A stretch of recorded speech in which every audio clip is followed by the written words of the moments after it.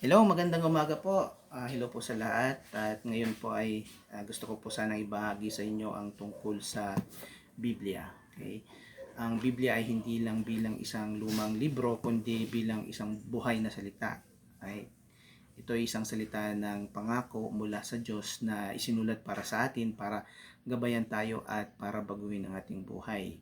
Ano nga ba ang kahulugan ng Biblia? Right? So, una, tingnan natin ang Leviticus 11:44. Right? Doon sinasabi ng Diyos na maging banal kayo sapagkat ako'y banal. Sinasabi niya na sa kanyang bayan na mamuhay silang banal sapagkat ang ating Diyos ay banal. So, hindi lang ito tungkol sa pagkain, kundi tungkol din ito sa buhay at tayo'y uh, pinag-iingat na sa mga bagay na nagdadala ng karumihan dahil sila ay kabilang sa ating banal na Diyos. Okay? So, ano nga ba ang pinagmulan ng salitang Biblia? Ang salitang Biblia ay nanggaling sa Grego na tinatawag na Biblos. Ang ibig sabihin ay aklat. At sa Latin naman, Biblia na ibig sabihin ay mga aklat. Okay? So, kaya ang Biblia ay hindi lang isang libro, ito hindi isang libro lang, kundi isang koleksyon ng mga banal na aklat ng na marami ang isinulat dito, pero iisa lang ang tunay na salita ng Diyos. Ito ang kwento ng plano ng Diyos, right? Sa kanyang tipan at ng kanyang mga pangako na isinulat sa loob ng maraming siglo. Right? So meron din itong mga matching terms. Ito ay tinatawag na the word. Tinatawag din itong uh, Bible as aklat at tinatawag din itong the scriptures. Una, talakayin natin yung Biblia bilang aklat. Okay? Sa ikalawang Pedro 1:20-21, sinasabi na ang salita ng Diyos ay hindi mula sa opinion lang ng tao, kundi galing sa banal na spirito na humubog sa mga sumulat. So, yung mga sumulat nito, they were inspired by God. Okay? Kaya ang tunay na na author, may akda ng Biblia ay ang ating Diyos. Pero yun nga, gumamit siya ng 34 to 40 na katao upang ito isulat. Yan, ito yung mga hari, magsasaka, propeta, mga isda na nasa iba't ibang panahon upang isulat ang kanyang mga salita. Right?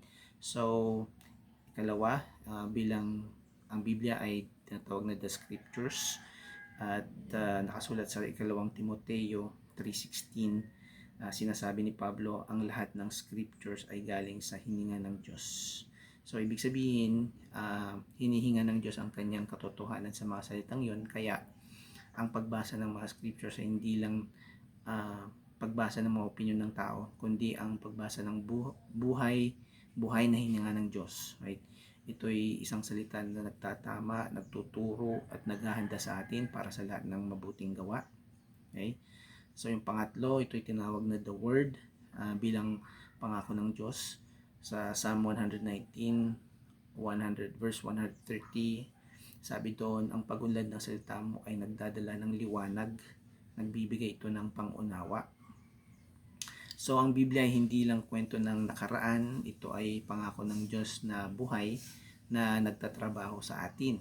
So kapag binuksan natin ang salita, binubuksan din ng Diyos ang ating puso at biglang ang dilim ay nagiging liwanag, ang kalituhan ay nagiging malinaw at ang kahinaan ay nagiging lakas. Right? So, ang Biblia ay naglalaman ng Old Testament at New Testament. Okay? So, ito ay mga naglalaman ng covenant o mga pangako ng Diyos sa atin. Right? Sa pangunahing tema ng Biblia, ang Biblia ay kwento ng, yun nga, yung unang tipan o lumang tipan at bagong tipan, at iisa lang yung dahilan nito. Okay? So, sa lumang tipan, gumawa ang Diyos ng mga ng covenant kay Abraham, kay Moises, kay David. Bawat isa ay isang banal na pangako na siya ang Diyos nila at sila ang bayan niya. So, sa bagong tipan naman, nabuksan ng pangako ng buo sa pamamagitan ni Jesucristo, ang bagong tipan kung saan ang Diyos ay nangako ng kapatawaran, bagong buhay at walang hanggang pakikipag-ugnayan sa Kanya sa pamamagitan ng pananampalataya kay Hesukristo, okay, ang ating Panginoong Hesukristo. Okay. So may dalawang talata ang nagpapakita kung bakit tayo magtiwala sa pangako sa atin ng ating Diyos. Ang unang talata ay binanggit sa Isaiah 14:24. Sinasabi ng Diyos na ang Panginoon na makapangyarihan sa lahat ay sumumpa tulad ng aking pinagplano, gayon din ito ay mangyayari, at tulad ng aking pinagpasyahan, gayon ito ay titindig. Right? Ibig sabihin, ang plano at layunin ng Diyos ay gagawin at tatapusin niya. Ang mga pangako niya ay hindi lamang paghahangad, kundi may palawanag ang kanyang soberanong kaulooban.